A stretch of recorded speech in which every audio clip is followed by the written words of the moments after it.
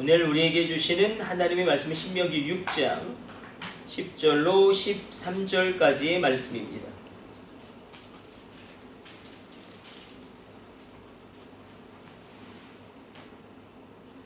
절로 13절까지 말씀 우리 같이 읽습니다.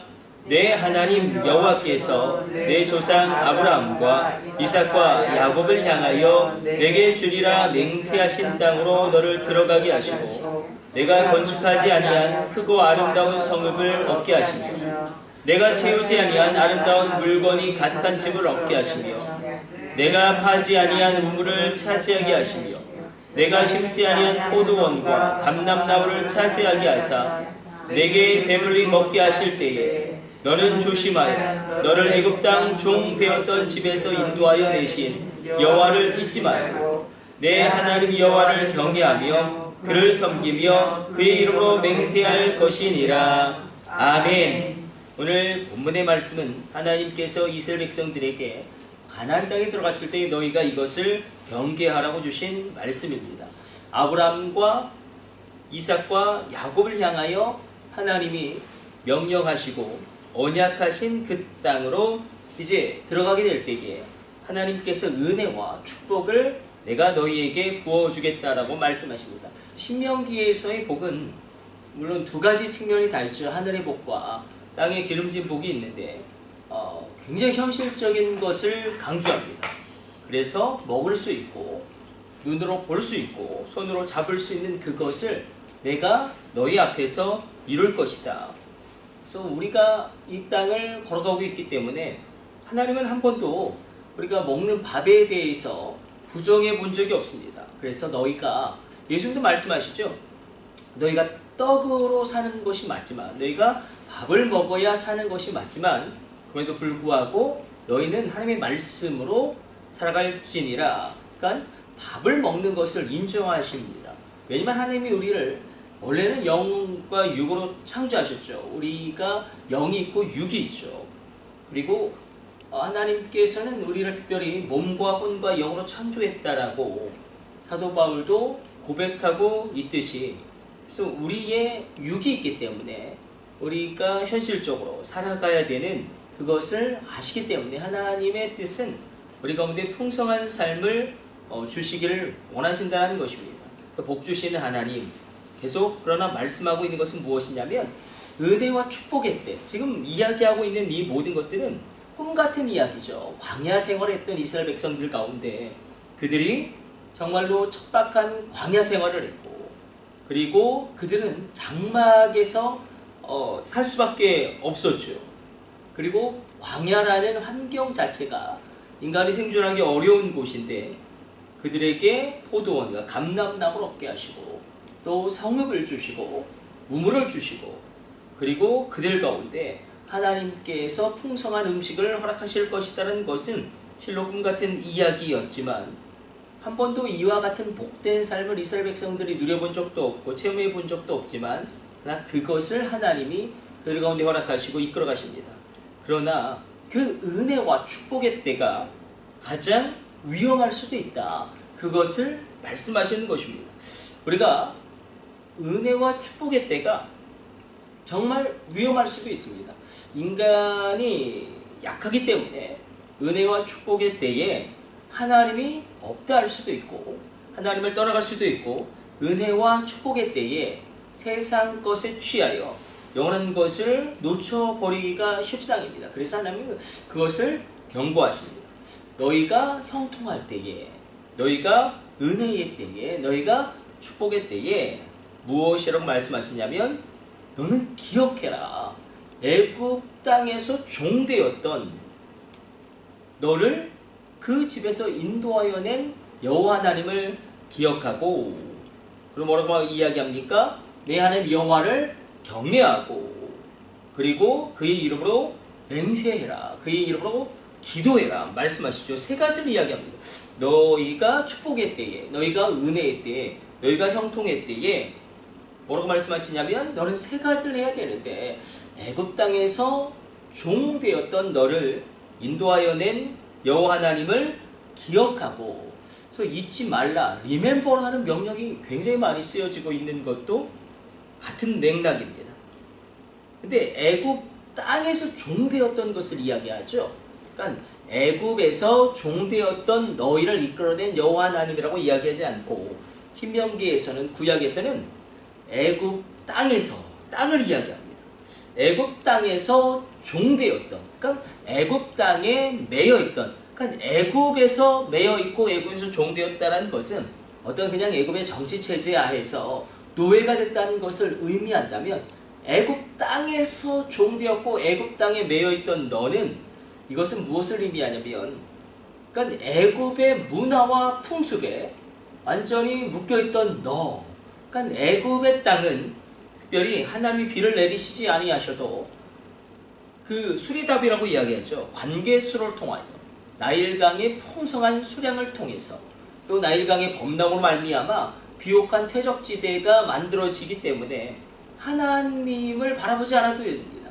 관계수를 통하여 농사를 짓고 풍성한 결실을 맺을 수 있는 땅이 애굽 땅이라면 이것을 우리가 수리답이라고 이야기하죠. 관계수를 통해서 농사를 짓고 그래서 특별히 하늘을 쳐다보지 않아도 됩니다. 나일강의 범람이 늘 해마다 있기 때문에 그리고 그 애굽 땅, 애굽의 문화, 애굽의 어떤 그런 다신론적인 세계관 그리고 애굽의 그런 악습들에 매여있던 너를 건져낸 여호와 하나님을 기억해라. 만약에 애굽이라고만 하면 애굽이라는 제국의 정치체제 아래에서 노예가 됐던 매여있던 사람들을 의미한다면 애굽 땅에 매여있다는 것은 그냥 그들의 삶에 그들의 몸에 애굽의 풍습과 애굽의 문화와 그러니까 애굽은 다실론이죠. 그러니까 다실론이에요. 이렇게 생각하시면 됩니다. 아플 때 기도해야 될 신이 따로 있고 애를 낳을 때 기도해야 될 신이 따로 있고 비가 내리게 할 신이 따로 있고 또 인간관계를 좋게 할 신이 따로 있고 그러니까 다신론이에요. 그런 세계관에 매여있던 너를 이끌어낸 여호와 하나님을 기억해라. 그래서 다른 삶의 방식으로 살아가라. 만약에 애굽 땅에서 그들을 인도하여 내고 자유함을 주었을지라도 애굽 땅에서 살던 대로 가나안 땅에서 살면 안 된다. 이것을 재차 경고하십니다. 애굽 땅에 살던 그 습성, 그 생활 방식, 하나님을 대적하고 우상을 숭배하는 그 삶의 방식으로 가나안 땅에서 살면 너희가 반드시 망하게 될 것이다. 그것을 이렇게 이야기한 것입니다. 애굽 땅에서 종되었던 너를 이끌어낸 여호와 하나님을 기억해라. 이것이 중요한 것이 무엇이냐면 우리가 하나님께 기도를 해서 치유함을 받습니다. 그런데 여전히 예전처럼 맵고 짜고 아주 자극적인 그런 음식을 추구하고 막 폭식에 야식에 그리고 건강할 수 없는 생활 방식이 있죠. 그런 삶을 또 살아가면 우리의 육체가 또다시 병이 걸릴 수밖에 없습니다. 하나님의 치유가 있었다라고 할지라도 그러므로 이야기하고 있는 것은 무엇이냐면 너희의 이제 생활 방식이 달라져야 되고 너희들의 삶 자체가 새롭게 되어져야 한다. 그것을 압축해서 애굽의 땅 종되었던 그곳에서 너를 인도하여 내시고 이끌어낸 여호와 하나님을 기억해라. 그리고 이렇게 또 명령하십니다. 여호와 하나님을 두려워해라. 여호와 하나님을 두려워해라. 이건 영적인 전쟁과도 깊은 관련이 있죠. 여호와만을 두려워하라는 것이죠. 여호와 하나님만을 두려워하라. 그래서 막 무섭게 하나님이 무서우니까 도망치라는 그런 의미가 아니라 하나님을 크게 인정하라는 의미입니다. 하나님을 크게 인정하고 여호와 하나님만을 두려워해라. 여호와 하나님만을 두려워하게 되면 우리가 세상에 함대할 수 있습니다. 하나님만을 두려워하게 되어지면 우리가 죽음도 뛰어넘어서 평강을 누릴 수 있습니다. 그리고 하나님이 말씀하시는 것은 바로 나의 이름으로 기도해라. 나의 이름으로 기도해라. 그래서 여호와 하나님의 이름이 굉장히 많이 등장하지만 야훼 그리고 여호와 그리고 또 우리가 뭐 여호와 하나님의 친구도 있죠. 만군의 하나님 그리고 승리를 주신 하나님 여호와 니시도 있고 치유를 주신 하나님 여호와 라파도 있고 평강을 주신 하나님 여호와 샬롬도 있고 나의 이름으로 기도해라. 그래서 우리가 누구의 이름으로 기도하느냐는 굉장히 중요합니다. 그래서 이 모든 하나님의 이름을 다 합치면 예수라는 이름이 나오고 예수의 이름 앞에 모든 무릎을 꿇게 하시고 예수 그리스도를 주라시나니 하나님 아버지께 영광을 돌리게 하십니다. 그래서 우리가 기도할 때도 예수의 이름으로 기도하지 않으면 우리의 기도는 그냥 이방인들의 기도와 똑같습니다. 불교 신자의 기도와 똑같습니다. 그냥 소원을 비는 정한수 떠놓고 촛불을 켜놓고 비는 기도와 다를 바가 없습니다. 반드시 그래서 우리가 예수의 이름으로 기도해야 됩니다. 예수의 이름의 권세는 신비이고 예수의 이름의 능력은 놀라운 것인데 우리가 그래서 예수의 이름으로 명령하는 것이죠. 예수님의 이름으로 우리가 기도하고 예수님의 이름으로 명령합니다. 예수님도 마지막에 말씀하셨죠.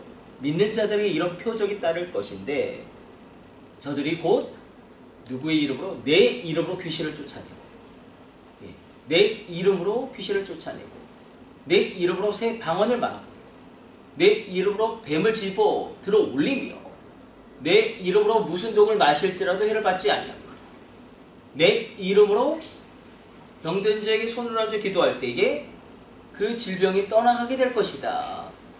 모든 것이 예수의 이름에 사실은 원문 성경을 보게 되어지면 종속되어져 있어요.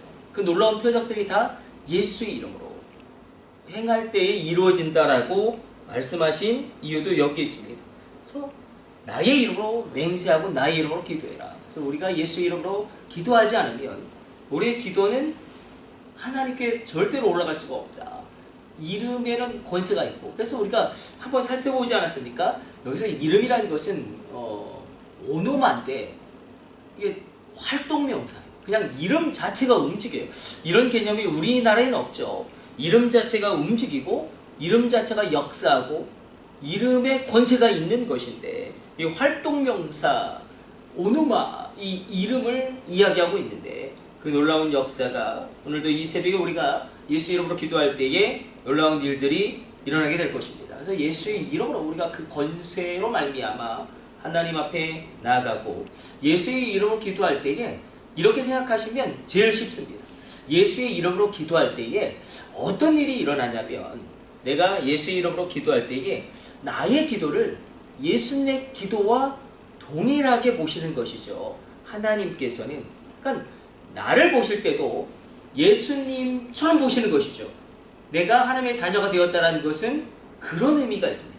나를 보실 때 하나님이 예수님처럼 나를 보시는 것입니다. 왜냐하면 예수님의 의로움이 나를 뒤덮고 있기 때문에 의의 전가, 위대한 교환이라고 이야기하죠. 거룩한 교환이라고 이야기하죠. 카탈라수가 일어났기 때문에 나의 죄는 예수님이 다 가져가시고 예수님의 의로움과 예수님의 평강과 예수님의 부유함과 예수님의 모든 것은 나에게 덮어 씌워진 것입니다.